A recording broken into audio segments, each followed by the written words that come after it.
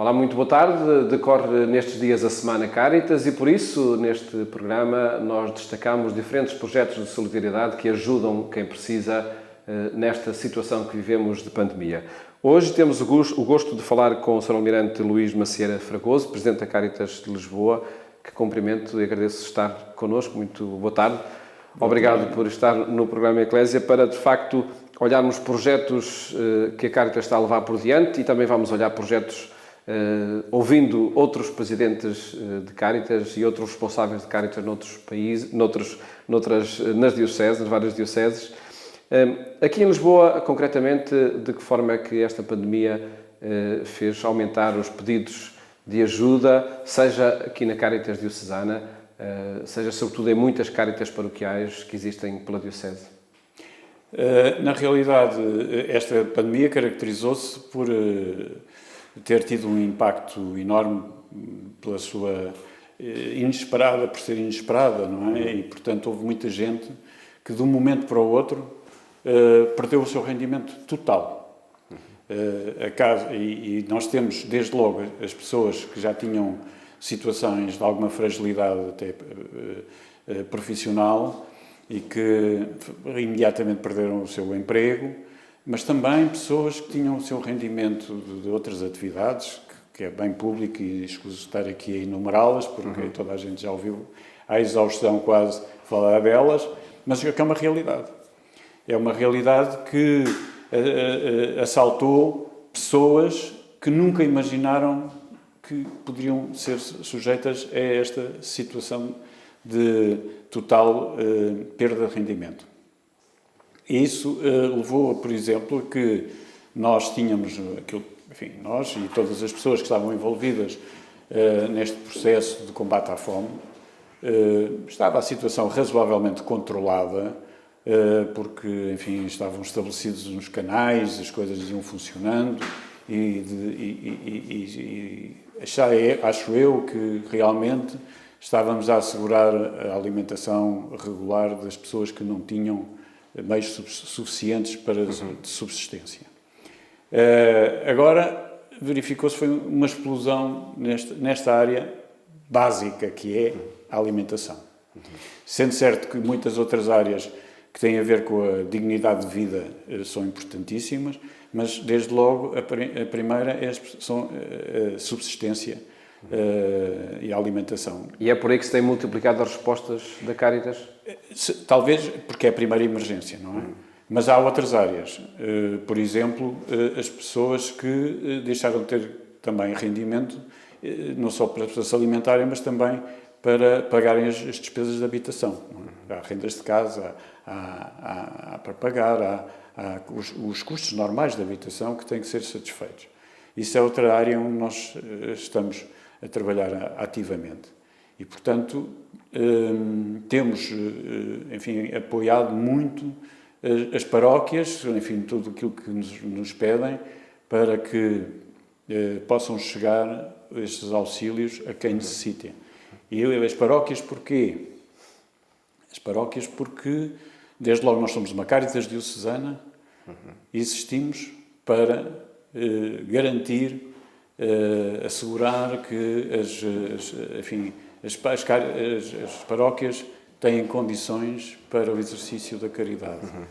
E tem essa rede constituída em todas as paróquias do Patriarcado de Lisboa? Nós estamos a procurar, não temos, infelizmente. É um objetivo. É um objetivo. Nós temos vindo a progredir, queremos que esta rede tenha a designação de Caritas paroquial, porque a Caritas começa no Vaticano com as Caritas Internacional e as Caritas Portuguesas, no nosso caso, e as Caritas Diocesanas, e quem está verdadeiramente no terreno, junto das pessoas que são o fruto, digamos, o objeto da nossa, se assim se pode dizer, da nossa ação, da caridade, são as paróquias, são as comunidades paroquiais que estão inseridas na sociedade, nesse meio. E é por isso que nós entendemos que a nossa ação tem duas vertentes. Uma, obviamente, financeira e de apoio em tudo aquilo, não só de financeira, também em meios materiais, quando se aplica às paróquias e a instituições católicas ou de orientação católica que espontaneamente estão no terreno, de muitos voluntários, porque o nosso objetivo primeiro, é que a ajuda chegue a quem necessita. Porque nós recebemos donativos para esse fim, para que esses donativos cheguem o melhor possível, na máxima eficiência, a quem necessita. E esse é o nosso objetivo. Mas, diria eu, em relação às paróquias, queremos que os voluntários que estão nestes grupos também desenvolvam a sua ação numa perspectiva verdadeiramente de espírito cristão. Ou seja, por isso temos também alguma ação formativa desses grupos. Promovemos formação em doutrina social da Igreja, em eclesiologia, e também em alguns aspectos mais técnicos da ação social que as pessoas que, enfim, tratam estes assuntos têm que conhecer para poderem ser verdadeiramente úteis. A rede capilar tem de ser uma aposta crescente por parte da Cáritas e, como falou das Cáritas paroquiais, mas também de outras instituições, é aí que é necessário apostar? Absolutamente. Nós estamos, eu e a direção que está comigo, entendemos que é assim. Aliás, esta orientação do Sr. Cardeal Patriarca, porque na realidade nós, Cáritas, pretendemos ser o braço da caridade do Bispo, neste caso o Sr. Patriarca, e fazemos, enfim, todos os esforços no sentido de, efetivamente, chegarmos o melhor possível junto das pessoas através desta rede capilar que se estende em todo o espaço da Diocese, não é? Portanto, daí queremos evitar estarmos concentrados num ponto, porque nós somos diocesanos e apoiamos todos os que estão na Diocese. No fomentar as respostas de ajuda em todo o território, nos vários contextos, assiste-se também cada vez mais a iniciativas espontâneas de grupos de cidadãos, muitos deles ligados à Igreja Católica, outros não. De que forma também é necessário concertar as várias respostas no terreno? Sem dúvida. Nós temos verificado que os portugueses têm esta característica, são extremamente generosos, mas por vezes tomam iniciativas antes de ver o que é que já existe e por vezes há uma certa duplicação. Por outro lado, o que nós procuramos é que, independentemente de grupos católicos que tomaram uma determinada iniciativa e por razões várias não estão no âmbito da ação da paróquia ou digamos, da pastoral socio-caritativa da paróquia, mas que estão no terreno e que fazem coisas muito válidas, muito importantes, e nós estamos com eles também. E, por outro lado, nós, como órgão da Igreja, pretendemos ser federadores também, de alguma maneira, desta ação dos grupos que espontaneamente se vão criando. Iniciativas de ajuda que felizmente se vão multiplicando por todo o país, porque assim a necessidade também o exige. Vamos ouvir neste programa outras situações, noutros espaços geográficos, onde a Cáritas ou grupos ligados à Cáritas tentam responder às necessidades emergentes que acontecem neste contexto de pandemia. E há, de facto, cada vez mais famílias a baterem à porta da Cáritas Diocesana de Vila Real com pedidos de ajuda. Os nossos dados, comparando 2019 com 2020, e já temos este estudo feito, mostram claramente que os pedidos de ajuda duplicaram e que a nossa resposta, os apoios sociais que prestamos também neste último ano de 2020, também duplicaram. Os pedidos que mais nos fazem são os pedidos de bens alimentares, de roupa, de pedidos de apoio para medicação, e aqui abro aqui um parênteses para mostrar a nossa apreensão relativamente ao aumento de pedidos de apoio para medicação para crianças. Depois também temos os pedidos de apoio para os pagamentos de rendas em atraso, ou despesas de eletricidade, de água e de gás. E eu diria, neste momento, como maior preocupação, eu destacaria, ou melhor, nós destacaríamos aqui em Vila Real a questão do desemprego. Nós atendemos na totalidade durante o ano 2020 19.903 pessoas. Isto corresponde sensivelmente a 5.500 famílias que passaram aqui pela Cáritas diocesana. Portanto, sim, é o número da claro. diocese. E é um número substancial. Nas situações de emergência, nós pagamos despesas, rendas de casa, medicamentos e tudo aquilo que é comum nas pessoas que são afetadas, as despesas mais básicas, 134 mil euros. Ora, para uma região desta que está tão definhada e que é uma região pobre, foi de facto muito importante. Claro, nós conseguimos muito dessas verbas, que a Cáritas não gera receitas, como sabe. Nós damos aquilo que nos dão a nós também para podermos partilhar. Esta crise, como digo, trouxe vários problemas, mas quase todos eles relacionados com a redução dos rendimentos, muitos deles motivados pelo desemprego ou pela falta de rendimentos. A layoff também trouxe uma série de constrangimentos e a expectativa negativa, não é, de depois de passar essa fase da layoff, poder aparecer mais desemprego, mais empresas a fechar. E a nossa zona aqui, Porto Alegre, concretamente, mais do que Castelo Branco, nós temos a diocese de Porto Alegre e Castelo Branco, mas aqui a zona de Porto Alegre já estava, de facto, muito afetada. Toda a atividade económica aqui estava definhada, em quase todas as áreas de atividade, desde o setor primário até ao setor terciário, todas as atividades estavam a sofrer bastante. Aumentaram os pedidos uma média de 140%. Nós, em fevereiro de 2020, estávamos a apoiar 187 famílias e, neste momento, estamos a apoiar 451 famílias. Em 2019, nós demos 144 toneladas de alimentos e, no ano 2020, demos 205 toneladas de alimentos. E temos o refeitório a funcionar também todos os dias, de segunda à sexta. Estamos a alimentar 30 pessoas com almoço e jantar, e depois os cabazes às restantes famílias. Todas as semanas nós atendemos em média 30 famílias novas. Algumas, os diversos pedidos, não é?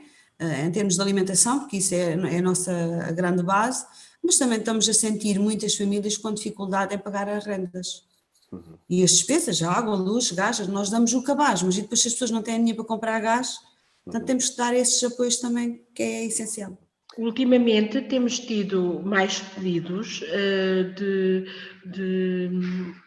pelo menos da parte de migrantes, que na zona de Alpiarça têm um trabalho sazonal, mas que, ultimamente, devido às condições de tempo, não há trabalho para eles. Portanto, daí o pedido, temos mais pessoas a recorrer à nossa ajuda.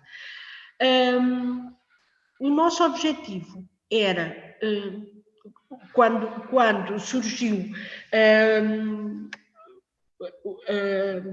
o desafio da parte da Cáritas Diocesana de Santarém, foi exatamente nesse sentido, porque, sendo Alpiarça uma zona agrícola, com muitos migrantes, é importante também que saibam falar a nossa língua e que sejam acolhidos no meio como um bocadinho como nós, não é? E portanto, o próprio curso diz português para novos portugueses, porque eles acabam por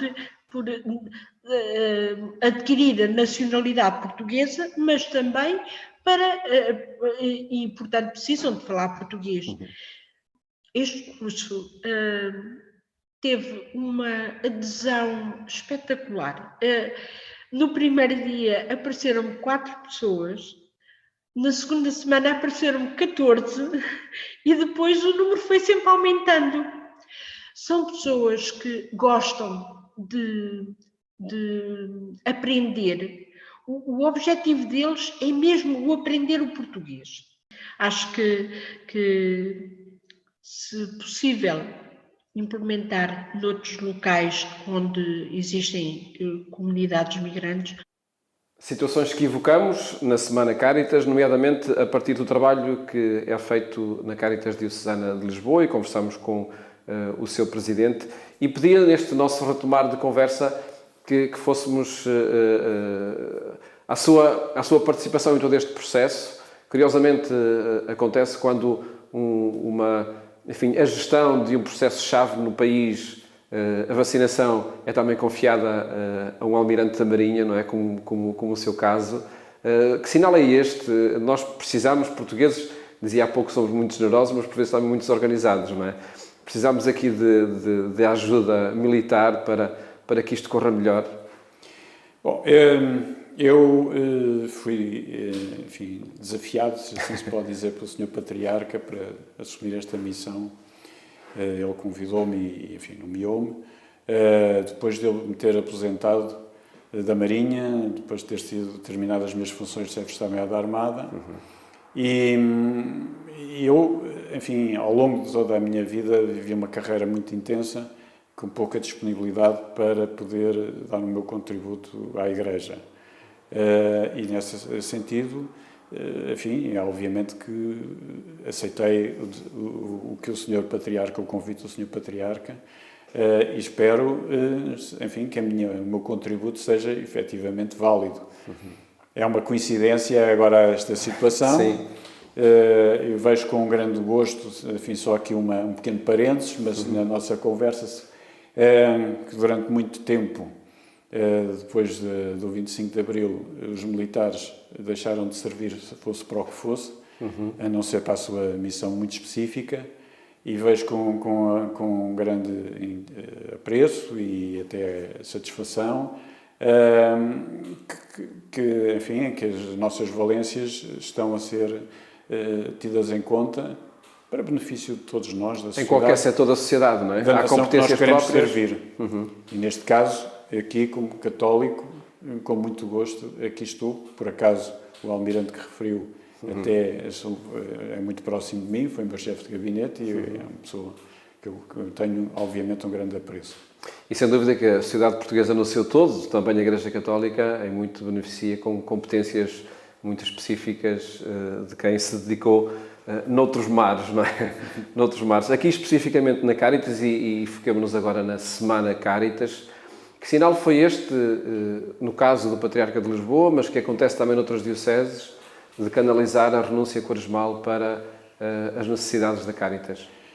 Essa decisão do Sr. Patriarca constituiu para nós uma grande alegria, porque constitui, antes de mais, uma enorme prova de confiança do Sr. Patriarca na Cáritas Diocesana, no serviço que estamos a prestar. Obviamente que teve, sobretudo, em conta a emergência que estamos a viver e a necessidade de chegar enfim, prestar o auxílio necessário a todos aqueles, como há pouco estávamos a referir, necessitam urgentemente dele. A Semana Cáritas acontece também numa ocasião em que aquilo que estávamos habituados enfim, a acompanhar, até mesmo mediaticamente, não é? Na Semana Cáritas, de peditórios, de campanhas, etc., não vão ocorrer. A Cáritas está aí também num processo de transformação para conseguir chegar a todos, desde os doadores a quem precisa de ser ajudado com essas doações. Sem dúvida. Em relação àqueles que podem beneficiar da nossa ajuda, já mais ou menos aqui falámos. Sim. Sobre os que nos apoiam com os seus donativos. De facto, esta situação de pandemia veio prejudicar grandemente a nossa ação, enfim, e o peditório tradicional, chamamos assim, que vinha a ser efetuado, sobretudo nesta semana e sobretudo no dia Cáritas, que é no dia 7 de março. Mas, obviamente, que, como em muitas outras áreas, os meios telemáticos têm prestado um enorme apoio e têm permitido, de alguma maneira, contornar muitos destes problemas. E é verdade que nós também já vínhamos procurando alternativas aos processos tradicionais de angariação de fundos, tipicamente aqueles peditórios que têm um mérito do contacto pessoal e direto, mas que, sobretudo nas sociedades mais urbanas, como é o caso da Grande Lisboa, as pessoas, e sobretudo as pessoas mais novas, tendem a procurar outros meios e a serem mais, digamos, se tornam mais apelativos através de pagamentos MBWays e essas coisas todas. E tudo isso é possível também, não é? Hoje em dia estão abertos transferências eletrónicas, etc. Estão anunciados as várias formas de poder contribuir e, sem dúvida, se nós não tivermos o apoio de quem quer colaborar connosco, sem meios, não podemos fazer quase nada. Apenas dar o nosso contributo pessoal, e isso não chega de maneira nenhuma. Portanto, precisamos absolutamente dos donativos de todas as pessoas de boa vontade que nos quiserem apoiar. Falamos nesta semana Cáritas, do Presidente da Cáritas Diocesana de Lisboa, Almirante Luís Fragoso, e agradeço ter estado aqui no programa Eclésia a apresentar, de facto, o trabalho que ocupa a Cáritas nestes dias e que vai sendo cada vez mais necessário. Muito obrigado. Eu é que agradeço. Muito obrigado. Programa onde evocamos novamente esta Semana Cáritas e a campanha que coloca na rua, o apelo que faz a todas as pessoas, nomeadamente aos católicos, nesta participação em torno das causas da solidariedade. Desejo-lhe uma ótima tarde e até amanhã, se Deus quiser. É o amor que transforma o mundo. É o amor que transforma a vida. É o amor que transforma os dias. É o amor que transforma as pessoas. Contribuir é um gesto que transforma. 65 anos Cáritas. O amor que transforma.